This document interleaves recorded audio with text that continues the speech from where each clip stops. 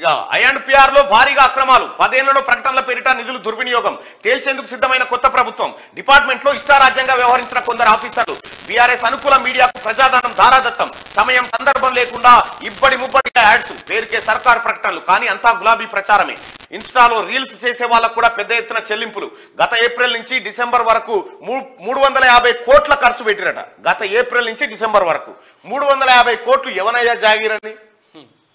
Instagram లో reels చేసే వాళ్ళకు కూడా పైసలు ఇచ్చిందట కేసీఆర్ ప్రచారం చేస్తే కోట్లు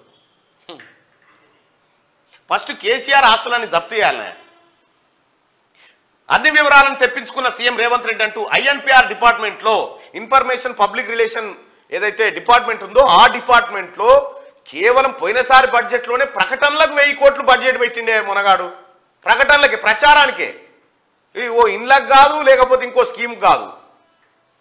దంబాచారం చేస్తుంది ఇంకేమంటుండే కేటీ రామారావు మేము పని చేసినాం చెప్పుకోలేకపోయినామట 350 కోట్లు ఏప్రిల్ నుంచి డిసెంబర్ వరకు ఖర్చు పెట్టిరు 8 నెలల 350 కోట్లు ప్రచారానికి ఖర్చు పెట్టి ఇంకా మేము చేసుకోలేకపోయినాం మేము దంబాచారం చేసుకోలే ఇవన్నీ బడవాయి మాటలు చెప్తా ఉన్నాడు సలీం పేకు వేరే రాష్ట్రాలలో ఇచ్చిర్రు ఇవన్నీ ఏమన్నాడు ముఖ్యమంత్రి గారు మొన్న రివ్యూ చేసుకుంటూ ఈ ప్రకటనలు దుబారా ఖర్చులు ఆపండి రాష్ట్రం పరిస్థితి బాగాలేదు బడ్జెట్ వాస్తవ రూపకల్పన చేయండి వాస్తవం ఎంతుంటే గంతే